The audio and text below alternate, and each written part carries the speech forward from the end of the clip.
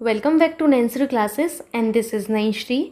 आज के इस वीडियो में हम ज्योग्राफी में दक्षिण भारत के पर्वत, भारत के तटीय मैदान, मरुस्थल और द्वीप को पढ़ने वाले हैं। सो पेन और कॉपी साथ में लेकर बैठिएगा। आपको यहाँ पर मैं सारी चीज़ें नोट करवाऊँगी। पहले आपको समझना है, उसके बाद आपको चीज़ों को नोट करना है। आइए देखते हैं। सबसे पहले हम देखेंगे दक्षिण भारत के पर्वत। आपने हिमालय को अच्छे से कवर कर लिया है।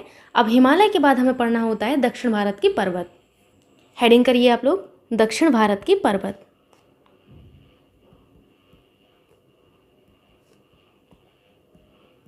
दक्षिण भारत के पर्वत जो हैं, इनमें आपको 4 पर्वत पढ़ने होते हैं: नीलगिरी पर्वत, अन्नामलाई, कार्डमम और पालनी। ठीक, जब आप नीलगिरी और अन्नामलाई और कार्डमम पालनी को पढ़ेंगे तो सबसे पहले आपको ये देखना होता है कि कौन सा हमारा किस राज्य में है, और कुछ पर्यटन स्थल आपको देखने होंगे। तो सबसे पहले आपको जिस तरीके से मैं बनवा रही हूँ, आपको उसी तरीके से बना लेना है। ठीक, इस तरीके से आपको लिखना है। सबसे पहले आपको लिखना है नीलगिरी।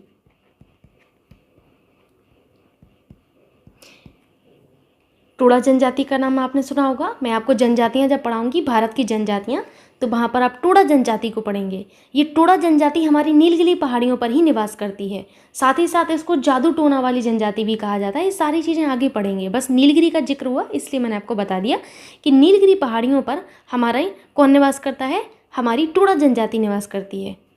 उसके बाद आपको पढ़ना होगा किसको, अन्नामलाई को। तो आपको दूसरा यहाँ पर लिखना है अन्नामलाई। इसके अलावा जो मैं आपको पढ़ा रही हूँ, इसके अलावा आपको कुछ नहीं पढ़ना है, बस आपको प्रैक्टिस करनी है। आप लोगों का ये जो क्वेश्चन रहता है कि जो आप पढ़ा रही हैं वो इनफ है या फिर नहीं है, तो मैं आपको कहूँगी इनफ है, लेकिन आपको रिवीजन करना होगा और प्रैक्टिस करनी होगी। बिना उसके कुछ नहीं होगा। ठीक, पालनी पहाड़ी, नीलगिरी, अन्नामलाई और कार्डमम। नीलगिरी, अन्नामलाई और कार्डमम, ध्यान से सुनिए। मैंने क्या कहा, मैंने कहा नीलगिरी, अन्नामलाई और कार्डमम, ये तीनों हमारी केरल और तमिलनाडु की सीमा पर हैं। किसकी? केरल और तमिलनाडु की सीमा पर हैं। इन तीनों की बात कर रही हूँ मैं, नीलगिरी, अन्नामलाई और कार्डमम। ध्यान से सुनिए, नीलगिरी, अन्नामलाई और कार्डमम, ये तीनों की तीनों हमारी केरल और तमिलनाडु की सीमा पर हैं। केरल और तमिलनाडु, सबसे ज़्यादा कन्फ्यूज़न यही होता है कहाँ पर हैं ये। तो अब मैंने आपको इनको साथ में यही इसीलिए लिखा हुआ है ताकि आप समझ पाएँ कि ये केरल और तमिलनाडु की सीमा पर हैं, सीमा पर हैं। इसीलिए मैंने आपको कहा था कि आपके पास कम से कम 1 से 2 कलर के पेन तो होने ही चाहिए।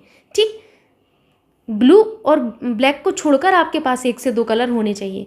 अगर मैं करूं पालनी की, तो पालनी पहाड़ी ये हमारे केवल और केवल तमिलनाडु में है। वेरी वेरी इंपॉर्टेंट, यही आपसे पूछा जाता है कि ये कहाँ पर है। तो नीलगिरी, अन्नामलाई और कार्डमम, ये तीनों हमारी किस पर हैं, केरल और तमिलनाडु की सीमा पर हैं, जबकि पालनी हमारी केवल और केवल तमिलनाडु में है। ठीक, पहला डाउट। अब आपको ये देखना होता है कि हमारे दक्षिण भारत की सर्वोच्च चोटी हमारी किस पर है और कौन सी है, तो ये आपको देखना है। तो हमारे दक्षिण भारत की जो सर्वोच्च चोटी है वो है अनाईमुडी चोटी। कौन सी? अनाईमुदी चोटी। ये हमारी अन्नामलाई पहाड़ी पर है। किस पर है? अन्नामलाई पहाड़ी पर है। तो आपको अन्नामलाई के नीचे यहीं पर लिखना है, इस तरीके से यहाँ से लिखना शुरू करना है कि दक्षिण भारत की सर्वोच्च चोटी, सर्वोच्च चोटी, ये मैं समझा चुकी हूँ। सर्वोच्च चोटी किस तरीके से आप फाइंड करते हैं बताया है मैंने। सर्वोच्च चोटी अनाईमुड़ी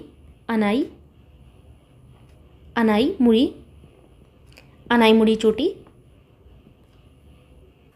अन्नामलाई पहाड़ियों पर स्थित है। देखिए, मैंने आपको समझाया कि अन्नामलाई आपकी जो पहाड़ियाँ हैं ये हमारी केरल और तमिलनाडु में, लेकिन अनाईमुदी चोटी केवल और केवल हमारी केरल में है। कहाँ पर है? केवल और केवल केरल में है। ये आपको याद रखना है। अन्नामलाई पर्वत केरल और तमिलनाडु की सीमा पर, लेकिन सर्वोच्च जो चोटी है अनाईमुदी, ये हमारी केरल में है। तो आपको यही याद रखना है कि दक्षिण भारत की सर्वोच्च चोटी इन्हीं पहाड़ियों पर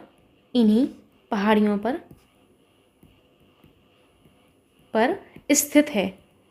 याद हो गया अब आपको? अगर नहीं हुआ है तो एक बार और मैं समझा देती हूँ। मैंने आपसे ये कहा था पहला पॉइंट कि नीलगिरी, अन्नामलाई और हमारी कार्डमम, ये हमारी तीनों ही केरल और तमिलनाडु की सीमा पर हैं, लेकिन दक्षिण भारत की जो सर्वोच्च चोटी है वो है अनाईमुदी चोटी, जो कि हमारी केरल में स्थित है। कहाँ पर? केरल में स्थित है। ठीक, अब हम बात करते हैं दक्षिण भारत की 2nd नंबर की सर्वोच्च चोटी। कौन सी है? तो आप कहेंगे दोड़ा बेट्टा चोटी। तो ये जो दोड़ा बेट्टा है ये हमारी नीलगिरी पहाड़ियों पर स्थित है। किस पर?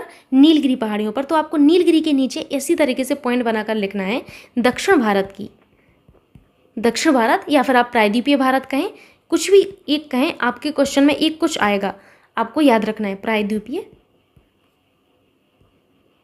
भारत की सेकंड नंबर की सर्वोच्च चोटी। तो आप दूसरी लिखिए इस तरीके से, दूसरी सर्वोच्च चोटी कौन सी है? दूसरी सर्वोच्च चोटी है हमारी दोड़ा बेटा। ठीक, दोड़ा बेटा चोटी कहाँ पर है? ये नीलगिरी पहाड़ियों पर स्थित है, नीलगिरी पहाड़ियों पर स्थित है। ठीक, लिख लिया आपने इतना। अब आप लोगों ने एक पर्यटन स्थल सुना होगा, अवश्य सुना होगा, ऊटी। बहुत लोग जाते हैं, ऊटी कहें या फिर आप ऊटक मंडलम कहें। कई लोग इसको क्या कहते हैं? ऊटी कहते हैं, कुछ लोग इसको ऊटक मंडलम भी कहते हैं। तो दोनों नाम आपको याद रखना है, ऊटी या ऊटक मंडलम। ये हमारा एक पर्यटन स्थल है दक्षिण भारत में, जो कि हमारा नीलगिरी पहाड़ियों में ही स्थित है। वेरी वेरी इंपॉर्टेंट, यही आपसे पूछा जाता है। तो आपको नीलगिरी, जैसे आपने ये पॉइंट लिखा है, इसी पॉइंट के नीचे यहाँ पर लिखना है। मेरे पास जगह नहीं है तो मैं यहाँ पर लिख रही हूँ। ठीक, कहाँ पर? यहाँ पर। अब कार्डमम और पालनी में मत लिख लेना आप लोग, नीलगिरी के नीचे ही आपको ये पॉइंट लिखना है, ऊटी, क्या? ऊटी या ऊटक मंडलम, ऊटक मंडलम। पर्यटन स्थल, पर्यटन स्थल नीलगिरी, नीलगिरी पहाड़ियों पर स्थित है।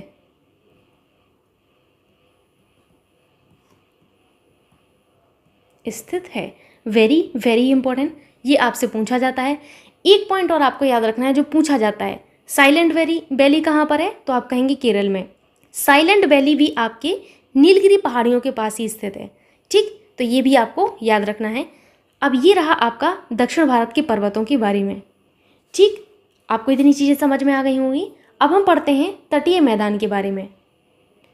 आपने इतना नोट कर लिया, अब मैं इसको हटा देती हूँ। हेडिंग करिए आप लोग तटीय मैदान। ठीक, इस तरीके से आपको लिखना है तटीय मैदान।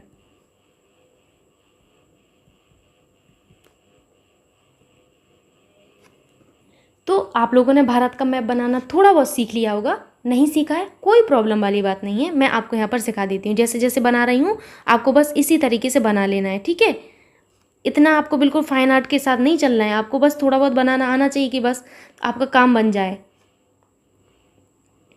ठीक, इस तरीके से आप बना लीजिए। ये बनाना इसलिए ज़रूरी है, इसको सीखना इसलिए ज़रूरी है क्योंकि यहाँ पर मैं आपको सिखाऊंगी कि आपके पश्चिमी घाट में कौन कौन से राज्य हैं, पूर्वी घाट में कौन कौन से राज्य हैं। फिर आप देखेंगे किस तट को कोंकण तट कहते हैं, किसको हम उत्तरी सरकार तट कहते हैं, किसको कोरोमंडल तट कहते हैं। इसीलिए ये सीखना ज़रूरी होता है। ठीक है, सीख लिया आपने। उसके बाद आपको यहाँ पर क्या होता है, आपका यहाँ पर होता है आपका गुजरात, फिर आपका क्या होता है नीचे महाराष्ट्र होता है। इस तरीके से, इसी तरीके से आपको लिखते हुए जाना है। महाराष्ट्र के बाद आपका क्या होता है? गोवा होता है। गोवा के बाद आपका क्या होगा? कर्नाटक होगा, कर्नाटक। फिर क्या होगा आपका? केरल होगा। और नीचे क्या होगा आपका? तमिलनाडु। तो मैं TN लिख दूं, TN यानी कि तमिलनाडु।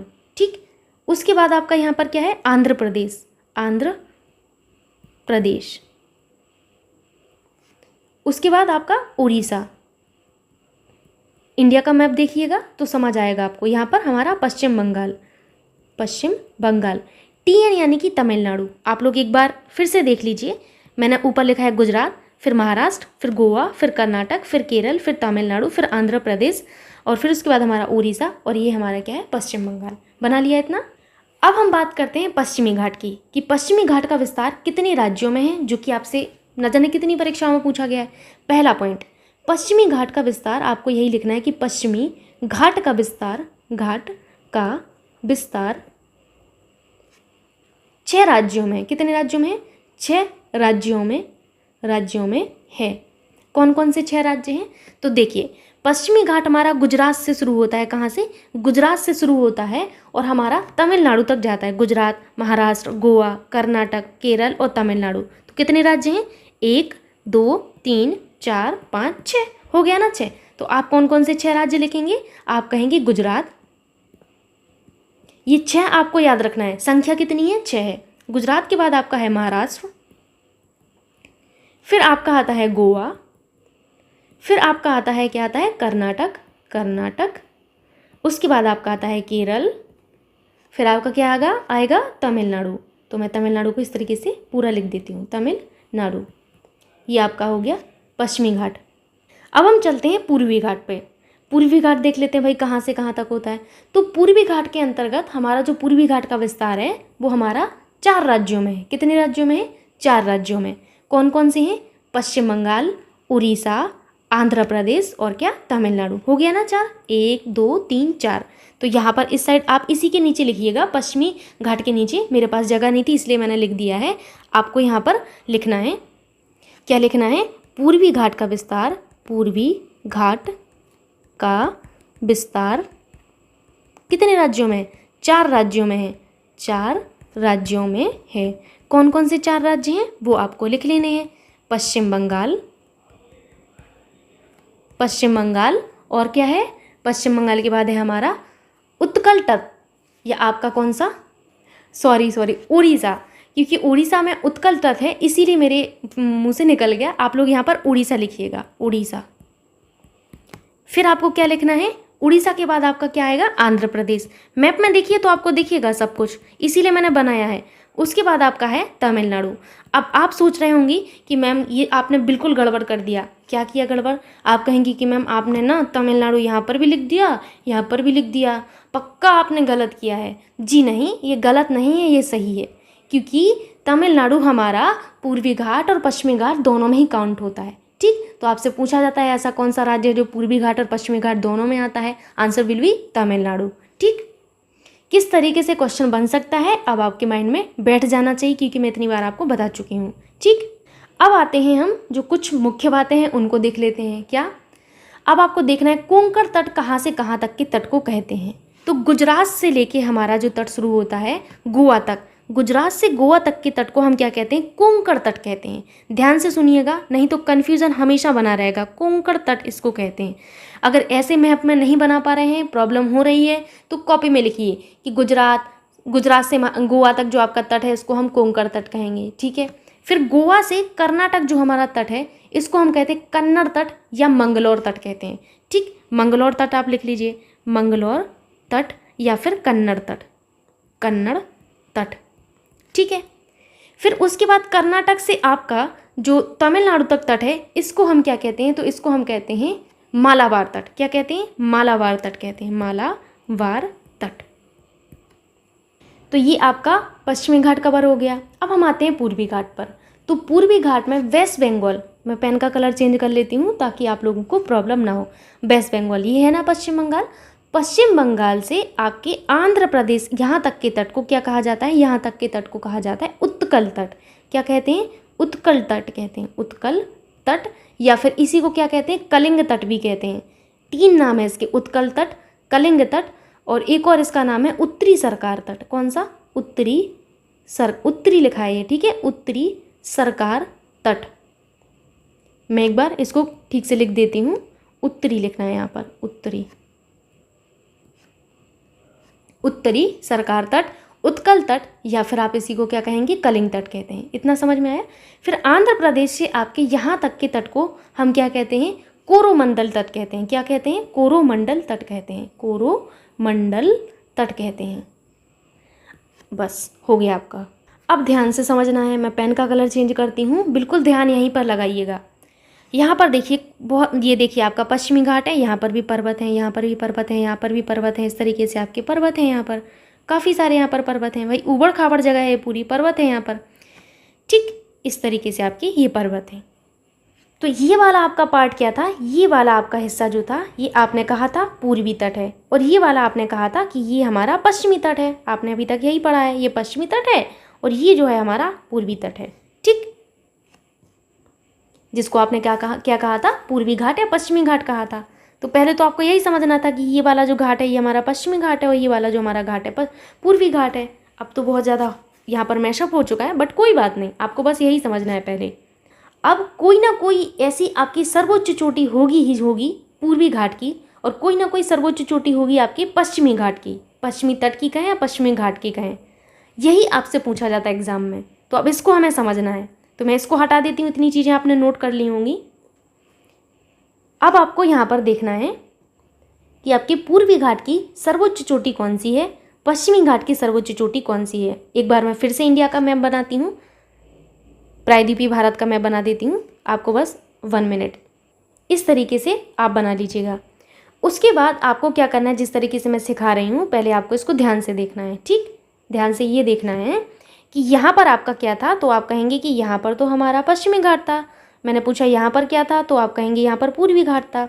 यहाँ पर कोई ना कोई ऐसा पॉइंट होगा जहाँ पर ये एक दूसरे को काटेंगे, जाहिर सी बात है काटेंगे ना, बिल्कुल काटेंगे।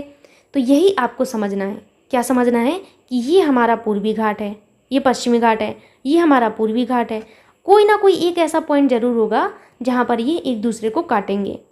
जहाँ पर ये एक दूसरे को काटते हैं वहीं पर है हमारे नीलगिरी पर्वत। क्या है? नीलगिरी पर्वत। बस आपने इतना समझ लिया, यही आपका काम बन गया। ये क्या है? हमारे नीलगिरी पर्वत हैं।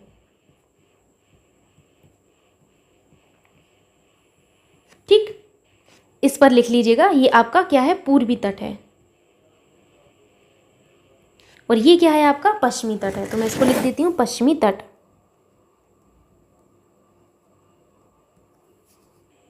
अब आपको मैं जो समझा रही थी वो ये समझा रही थी कि अगर आपसे पूछा जाए प्यारे बच्चों कि पूर्वी तट की सर्वोच्च चोटी कौन सी है, तो अब आपको लिख लेना है कि पूर्वी तट की सर्वोच्च चोटी है हमारी महेंद्रगिरी। कौन सी है? महेंद्रगिरी। अब देखिए, पूर्वी तट तो हमारा 4 राज्यों में विस्तृत है, पश्चिम बंगाल में, उड़ीसा में, आंध्र प्रदेश में, तमिलनाडु में। लेकिन सर्वोच्च चोटी तो हमारी किसी एक जगह होगी, जाहिर सी बात है, हो सकता है 2 जगह हो, तो वो भी तो पता होना चाहिए कि इन 4 में से किस जगह है। तो महेंद्रगिरी हमारे उड़ीसा में, कहाँ पर है? उड़ीसा में। तो आपको यही लिखना है, पूर्वी घाट की सर्वोच्च चोटी, पूर्वी घाट की सर्वोच्च चोटी महेंद्रगिरी है, महेंद्रगिरी है, महेंद्रगिरी है, जो कि उड़ीसा में स्थित है, जो कि उड़ीसा में है। ठीक, अब ये भी आपको पता चल गया। क्वेश्चन आपसे क्या पूछा जाएगा? क्वेश्चन पूछा जाएगा पूर्वी घाट की सर्वोच्च चोटी, आंसर विल बी महेंद्रगिरी। कहाँ पर है? उड़ीसा में है। अगर आपसे कहा जाए दक्षिण भारत की सर्वोच्च चोटी, तो आप कहेंगे अनायमुदी। वेरी गुड, अब आपको समझ में आ गया है। और अगर आपसे कहा जाए कि पश्चिमी घाट की सर्वोच्च चोटी, तो आप क्या कहेंगे कि पश्चिमी घाट की सर्वोच्च चोटी है हमारी कलसुबाई चोटी। कौन सी है? कलसुबाई चोटी। तो आपको यही लिखना है, पश्चिमी घाट की सर्वोच्च चोटी, सर्वोच्च चोटी कलसुबाई है। कौन सी है? कलसुबाई, कलसुबाई चोटी है। कलसुबाई आपकी कहाँ पर स्थित है? तो कलसुबाई आपकी महाराष्ट्र में है, क्योंकि हमारे पश्चिमी घाट का विस्तार हमारे 6 राज्यों में, अभी आपने पढ़ा था, पूर्वी घाट का विस्तार हमारे 4 राज्यों में होता है, जिसमें से एक राज्य आपका कॉमन होता है। कौन सा? तमिलनाडु। तो हमारी कलसुबाई जो है ये महाराष्ट्र में स्थित है। तो आपको लिखना है जो कि महाराष्ट्र में स्थित है। कहाँ पर? महाराष्ट्र में स्थित है। बस ये हो गया आपका तटीय मैदान के बारे में। समझ में आया आप लोगों को? अब हम बात करते हैं मरुस्थल के बारे में। इसको मैं हटा दूं, अभी आपने नोट कर लिया होगा, सारी चीज़ें नोट करना है। अब आपको हेडिंग करना है मरुस्थल। क्या हेडिंग करना है? मरुस्थल। मरुस्थल का मतलब पहले समझ लेते हैं। मरुस्थल का मतलब क्या है? मरुस्थल, एक बार फिर से बोलिए आप लोग, मरुस्थल यानी कि मरा हुआ स्थल। जाहिर सी बात है, मरुस्थल का मतलब क्या होता है? मरा हुआ स्थल, मरा हुआ स्थल। अब इस मरा हुआ स्थल का मतलब क्या होता है? मरा हुआ स्थल या स्थान का मतलब होता है जहाँ पर फसलों का उत्पादन नहीं होता है, तो वो क्या होगा? मरा हुआ होगा। तो आपको यहीं लिख लेना है कि जहाँ पर फसलों का उत्पादन नहीं होता है, उत्पादन नहीं होता है, नहीं होता है। क्यों नहीं होता? क्योंकि यहाँ पर बारिश नहीं होती। अगर हम बात करें भारत में, तो भारत में हमारे 2 प्रकार के मरुस्थल हैं। कितने प्रकार के मरुस्थल हैं? 2 प्रकार के। बस आपको इन्हीं 2 को जानना है और ये आपके मरुस्थल हो जाएंगे कंप्लीट। ठीक, सो सबसे पहला जो आपका मरुस्थल आपको जानना है वो है आपका उष्ण मरुस्थल। कौन सा है? उष्ण मरुस्थल। दूसरा जो होता है आपका वो होता है शीत मरुस्थल। शीत मरुस्थल, ठीक। उष्ण मरुस्थल, शीत मरुस्थल, इतना आपको नोट करना है। उष्ण मरुस्थल में हमारा कौन सा आता है? तो उष्ण मरुस्थल का मतलब होता है जहाँ पर गर्मी ज़्यादा हो, यानी कि जो गर्म मरुस्थल है जहाँ पर टेम्परेचर हमारा हाई होता है वहाँ पर क्या आता है? हमारा उष्ण मरुस्थल आता है। शीत यानी कि ठंडा, यानी कि जहाँ पर हमारा टेम्परेचर डाउन रहता है, जहाँ पर टेम्परेचर कम होगा तो वो शीत मरुस्थल कहलाएंगे। तो भारत में उष्ण मरुस्थल में हमारा क्या आता है? थार का डेजर्ट आता है और दूसरा कच्छ डेजर्ट आता है। और हमारे ठंडे में क्या आता है? हमारा लेह लद्दाख कहा जाता है। बस काम हो गया हमारा, इतना ही आपको पढ़ना है। तो गर्म मरुस्थल आपका जो है किस में आएगा? हमारे उष्ण में आएगा। तो आपको लिखना है गर्म मरुस्थल, गर्म मरुस्थल जहाँ पर टेम्परेचर कैसा हो? अधिक हो, टेम्परेचर अधिक होता है, अधिक होता है। इस तरीके से आपको नोट करना है। शीत मरुस्थल में क्या लिखेंगे? ठंडा मरुस्थल, ठंडा मरुस्थल जहाँ पर टेम्परेचर क्या होगा? डाउन होगा, टेम्परेचर कम होता है, कम होता है, ठीक। अब आपको इसी के नीचे लिख लेना है कौन से हमारे ठंडे मरुस्थल हैं, कौन से हमारे गर्म हैं। तो आपने कहा जैसे आपका कौन सा? जैसे सबसे पहला कौन सा है आपका? थार डेजर्ट, थार मरुस्थल।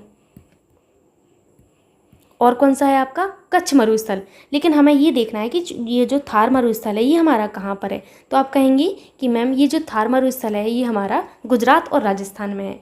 तो आपका आंसर बिल्कुल गलत है, क्योंकि आपका थार डेजर्ट जो है इसका विस्तार गुजरात, राजस्थान, हरियाणा और पंजाब में है। तो आपको ये याद रखना है, गुजरात में, राजस्थान में, गुजरात, राजस्थान, पंजाब और क्या? हरियाणा, हरियाणा, ठीक।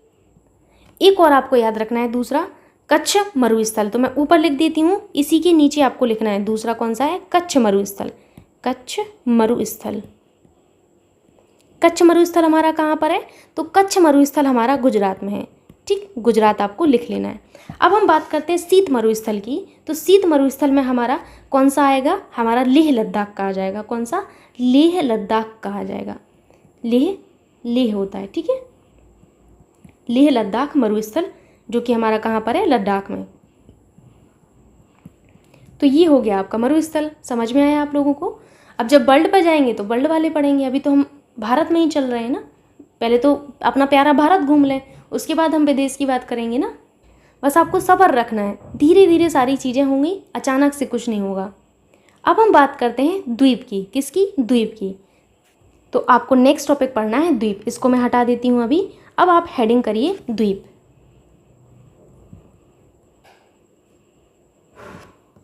सबसे पहले आपको रफली इंडिया का मैप बनाना है, ठीक है। तो कैसे मैप बनाना है? सबसे पहले इस तरीके से आपको शुरू करना है, ऐसे आप बनाइएगा। एक रफली आपको आना चाहिए, ये नहीं कि बिल्कुल एग्जैक्ट आपको बना देना है, आपको बस थोड़ा बहुत आना चाहिए यहाँ पर आप बनाना, ठीक है।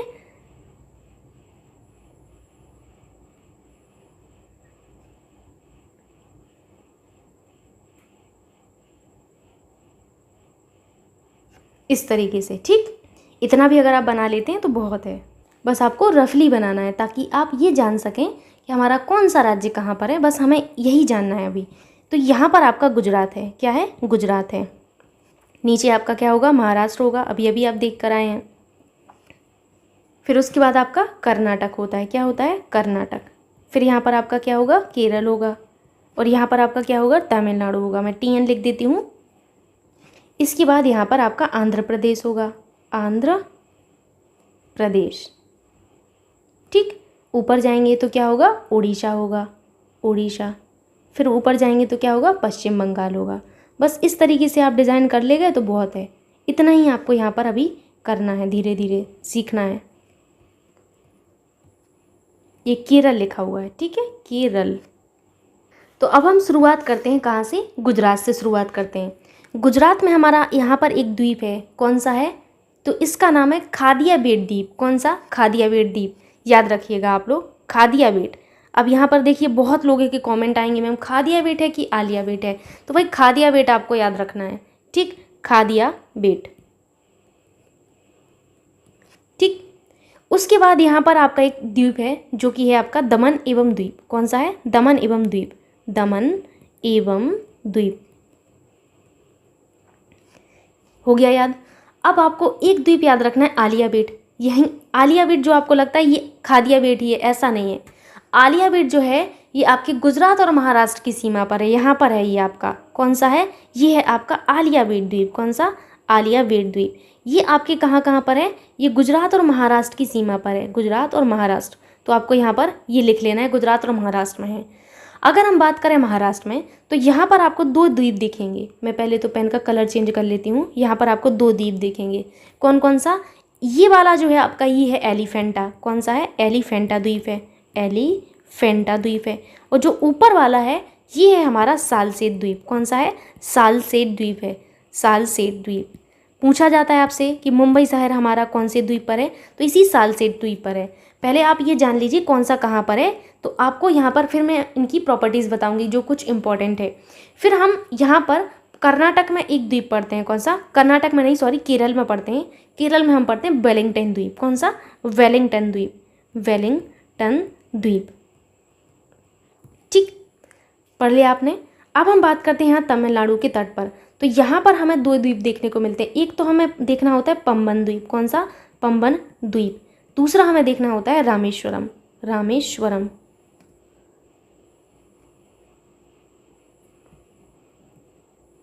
रामेश्वरम द्वीप। आप लोगों को ये तो समझ में आ रहा है ना कि द्वीप किसको कहते हैं? द्वीप हम उसको कहते हैं जिसके चारों तरफ पानी होता है। ठीक है, जल के बीच में एक ऐसा स्थान, ठीक है, एक छोटा स्थान होता है। हालांकि वो छोटा होता नहीं है, लेकिन फिर भी आपको याद रखना है कि जल के बीच के स्थल को हम क्या कहते हैं? जल के बीच के स्थल को हम कहते हैं द्वीप। यहाँ पर सब में पानी होगा, ये द्वीप है, यहाँ पर सब में पानी होगा उसके आसपास। ठीक, तो ये देखिए मैंने कहा जैसे वेलिंगटन द्वीप, तो आप ये मसले से केरल में है भाई, केरल में नहीं, ये पानी में है आपके, ये पानी में है आपके, ये पानी में है आपके। ठीक, इनके चारों तरफ पानी होगा तभी तो ये द्वीप कहलाएंगे। अब हम आंध्र प्रदेश में आ जाते हैं तो यहाँ पर हम पढ़ते हैं श्री हरिकोटा द्वीप। कौन सा? श्री हरिकोटा द्वीप, श्री हरिकोटा द्वीप। ठीक है, फिर उसके बाद हम आ जाते हैं कहाँ पर? पश्चिम बंगाल में। तो यहाँ पर आप पढ़ते हैं गंगा सागर द्वीप। देखिए बहुत सारे लोग यहाँ पर जाते हैं, गंगा सागर द्वीप। यहाँ इसके जस्ट नीचे एक द्वीप है आपका न्यू मोरे द्वीप। कौन सा है? न्यू मोरे द्वीप। फिर इसके नीचे उड़ीसा के यहाँ पर देखिएगा तो यहाँ पर आपका व्हीलर द्वीप है। कौन सा है? व्हीलर द्वीप है। अब आपसे ये पूछा जाता है कौन सा द्वीप किसके तट पर है, बस आपको यही याद रखना है। तो यहाँ पर आपको समझ में आ गया है कि हमारा महाराष्ट्र के तट पर सालसेत होगा, एलिफेंटा होगा, केरल में हमारा वेलिंगटन द्वीप होगा, केरल के तट पे। ठीक, अब जो कुछ चीज़ें याद रखनी है वो ये याद रखनी है कि मुंबई शहर हमारा किस द्वीप पर है। तो आपको यहाँ पर लिख लेना है कि मुंबई शहर हमारा सालसेत द्वीप पर है। यहाँ पर मैं पॉइंट नोट करा रही हूँ, वो आपको नोट करना है। मुंबई शहर, मुंबई शहर, इसी में ब्रैकेट में लिखना है जो कि सर्वाधिक आबादी वाला द्वीप शहर है। आपसे यही पूछा जाता है कि सर्वाधिक आबादी वाला द्वीप कौन सा है, तो सालसेत द्वीप है। कौन सा है? सालसेत द्वीप होगा। ठीक, मुंबई शहर, 1 मिनट,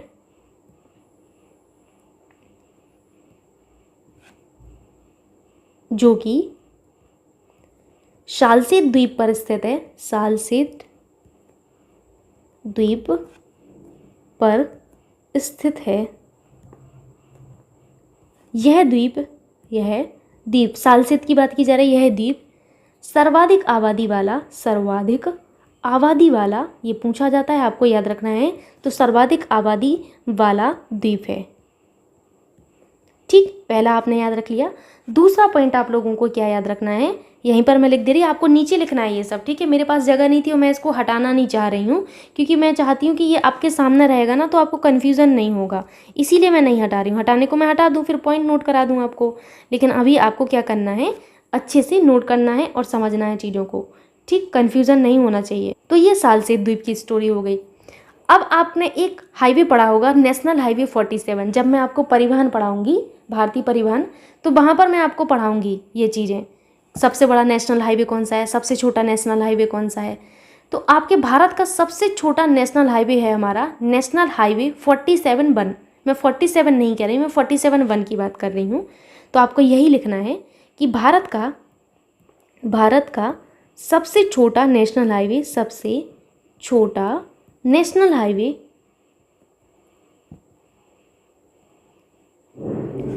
NH, कौन सा? NH47 NH47 very very important, इसको सर्कल करिएगा, हाइलाइटर हो तो हाईलाइट कर लीजिएगा। सबसे छोटा आपका जो नेशनल हाईवे है वो हमारा वेलिंगटन द्वीप पर है। किस पर है? वेलिंगटन द्वीप पर है। वेरी वेरी इंपॉर्टेंट, वेलिंगटन द्वीप पर है, ठीक।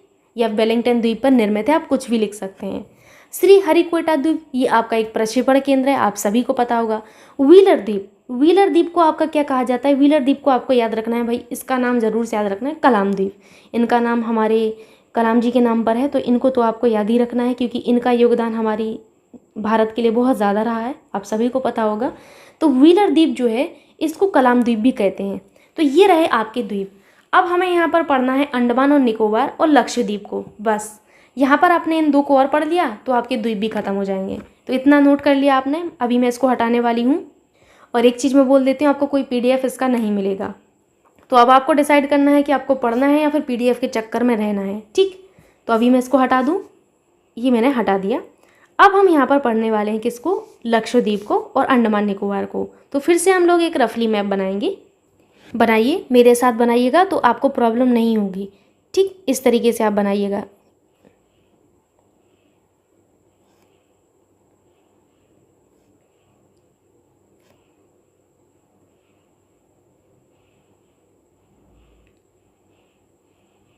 अभी आपको थोड़ी थोड़ी सी मैप में क्या करना है, सफाई रखना है कि यहाँ पर ऐसे निकला हुआ है, तो आपको ये बनाते हुए चलना है। धीरे धीरे आप एकदम ठीक ठीक से बनाना सीख जाएंगे, और ये बनाना आना चाहिए आपको। इतना कर लिया आपने। अब आपको यहाँ पर क्या दिखेगा? अरब सागर दिखेगा। क्या दिखेगा? अरब सागर। अरेबियन सी लिख देती हूँ मैं, अरेबियन सी, ठीक। इस साइड आपका क्या होगा? बे ऑफ बंगाल होगा। जाहिर सी बात है, ये तो आपको पता होगा ना, मैप देखिएगा तो समझ आएगा आपको। बे ऑफ बंगाल,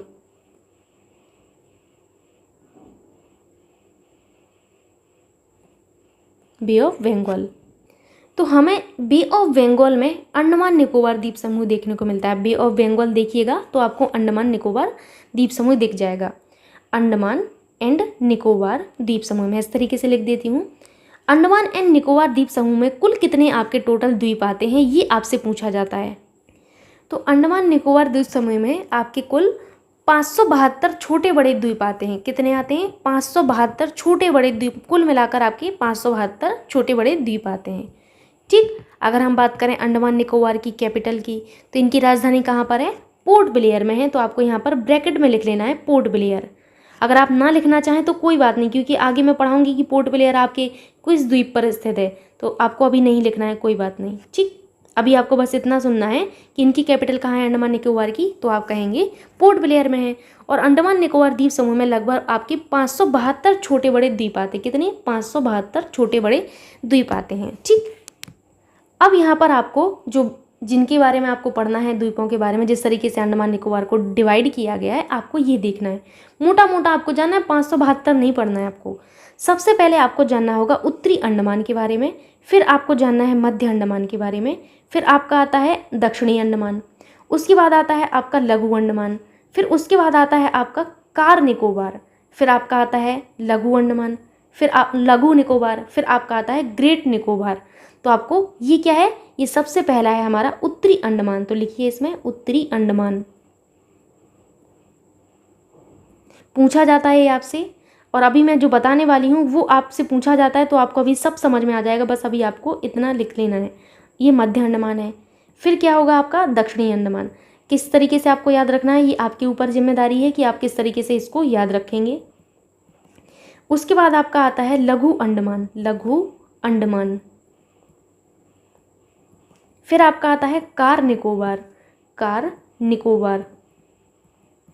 उसके बाद आपका जो आता है वो आता है लघु अंडमान, लघु निकोबार, लघु निकोबार। फिर आपका सबसे लास्ट में आता है ग्रेट निकोबार। क्या आता है? ग्रेट निकोबार, निकोबार, ठीक।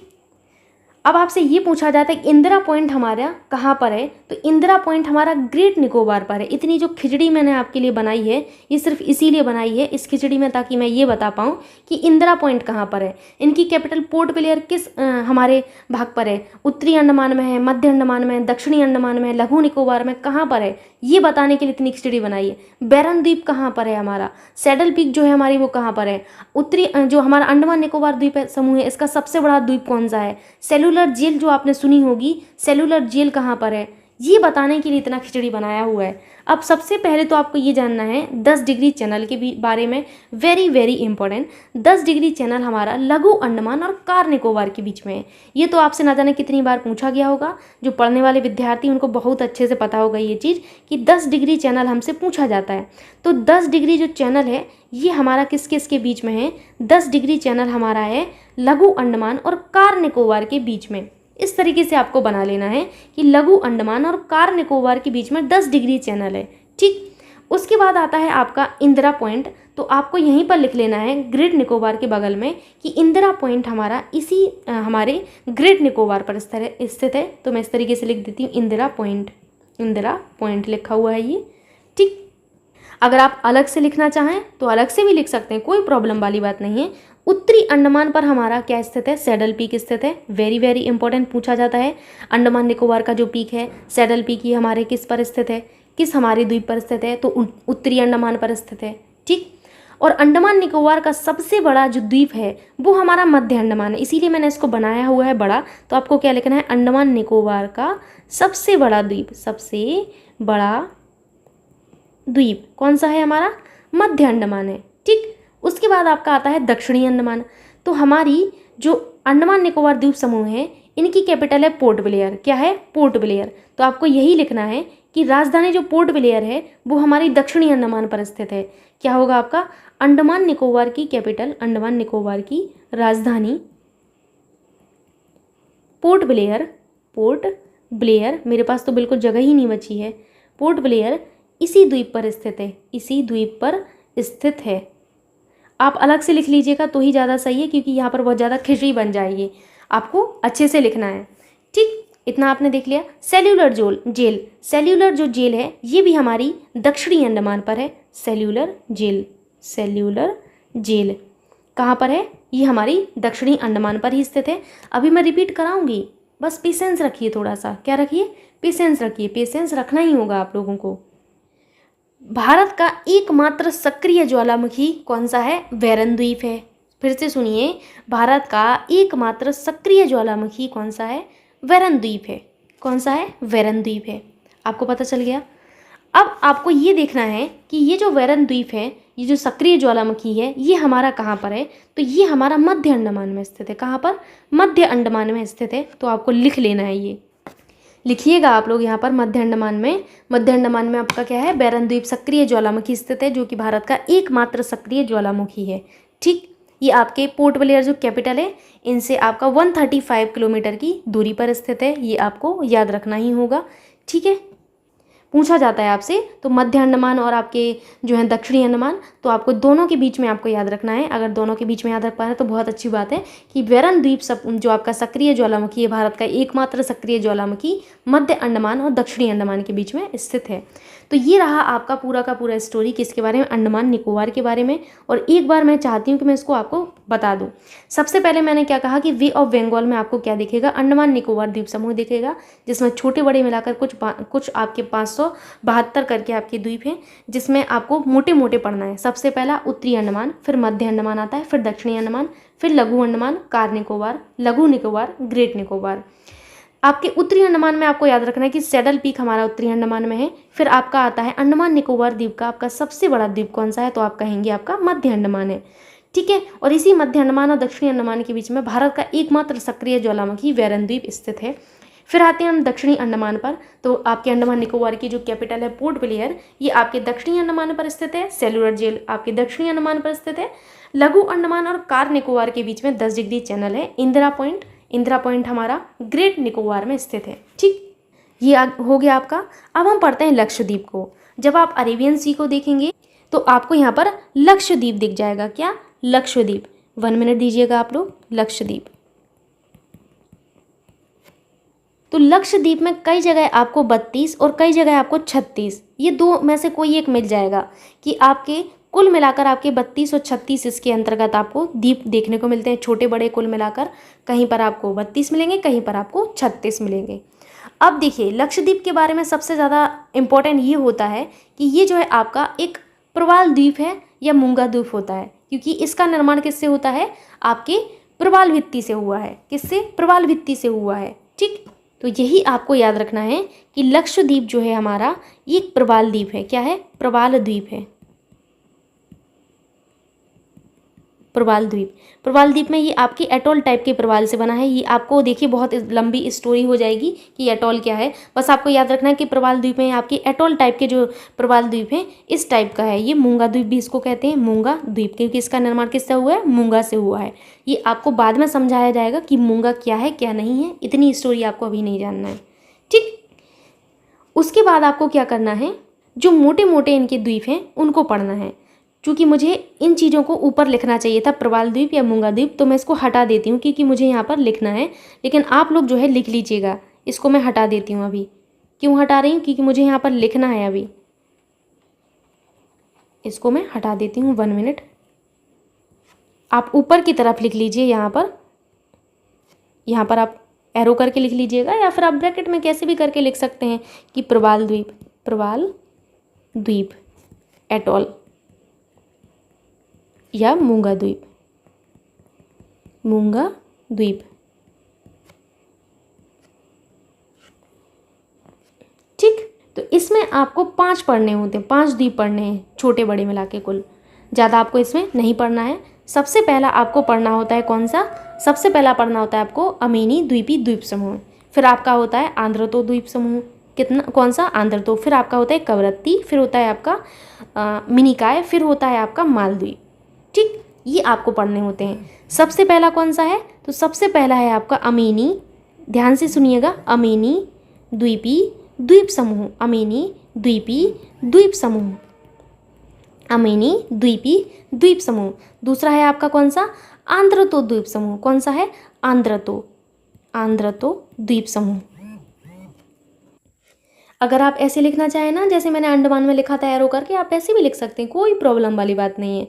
ठीक, तो आंध्रतो द्वीप। उसके बाद है आपका ये तीसरा वाला कौन सा है, ये कवरत्ती है, कवरत्ती।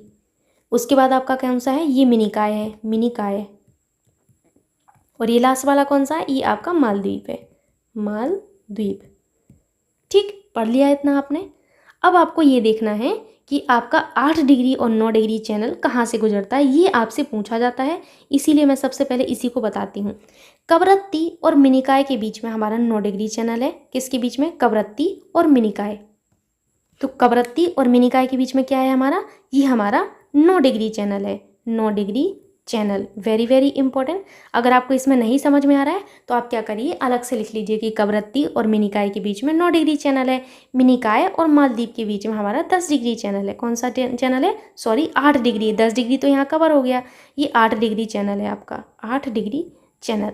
ठीक, समझ आया आप लोगों को कि हमारा कवरत्ती और मिनिकाय के बीच में हमारा 9 डिग्री चैनल है, और मिनिकाय और आपके मालदीव के बीच में 8 डिग्री चैनल है। ये बहुत ज़्यादा इंपॉर्टेंट है, आपसे एग्जाम में यही पूछा जाता है।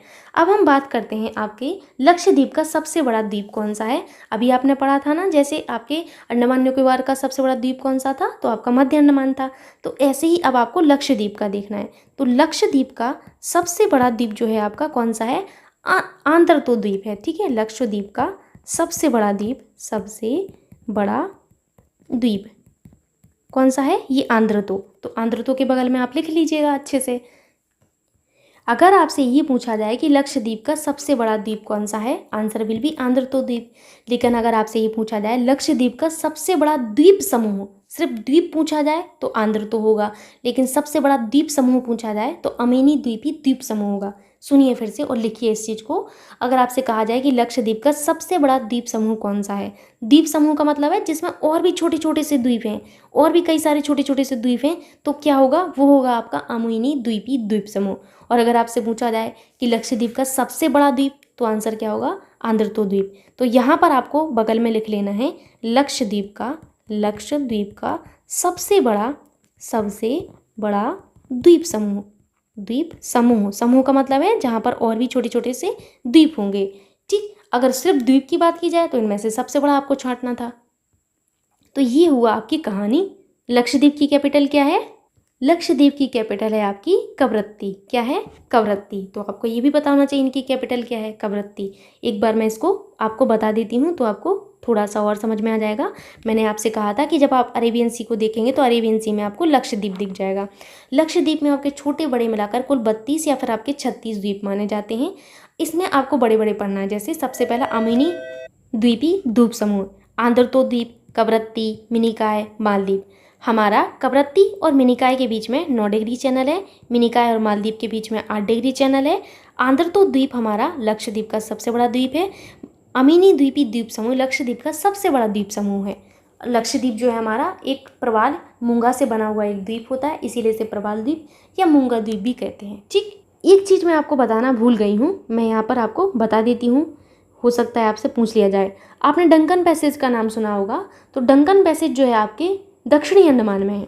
तो आपको ये जो आपका डंकन पैसेज है ये आपको याद रखना है। डंकन पैसेज यानी कि डंकन पास। क्या? Duncan pass. डंकन पास आपको लोकेशन याद रखनी है। डंकन पास के उत्तर में आपका क्या है? दक्षिणी अंडमान है। दक्षिण में क्या है? लघु अंडमान है। तो अब आपको समझ में आ गया होगा, ये है हमारा डंकन पैसेज। कौन सा है? ये डंकन पैसेज है। ठीक, डंकन पैसेज, या फिर जिसे आपका क्या कहेंगे? पास कहेंगे। पैसेज लिखा है, ठीक है, पास। आपको इसके बारे में ज़रूर से याद रखना है। मैं एक बार डंकन पास के बारे में यहाँ पर लिखवा देती हूँ आपको। आपको लिखना है कि डंकन पास अंडमान निकोबार द्वीप समूह में स्थित है। Duncan pass, Duncan pass Andaman और निकोबार द्वीप समूह में स्थित है। द्वीप समूह में स्थित है। जो यह आपको लिखना है, यह संधि रटलैंड द्वीप, रटलैंड, क्योंकि और भी यहाँ पर छोटे छोटे से द्वीप हैं जो मैंने नहीं बताए क्योंकि वो इम्पोर्टेंट नहीं है आपको। रटलैंड द्वीप को अंडमान द्वीप से अलग करने की संधि है। किससे? अंडमान द्वीप से। अंडमान द्वीप से अलग करने की संधि है। अलग करने की संधि है। ठीक, तो ये रहा आपके द्वीप के बारे में। आई थिंक इनफ है आपके लिए, इससे ज़्यादा आपको कुछ पढ़ना नहीं है। आशा करती हूँ कि आपको ये वीडियो भी अच्छा लगेगा। तो प्लीज़ आप वीडियो को शेयर कर दिया करिए अपने दोस्तों के साथ। Thank you so much. मिलते हैं नेक्स्ट वीडियो में, तब तक के लिए बाय बाय।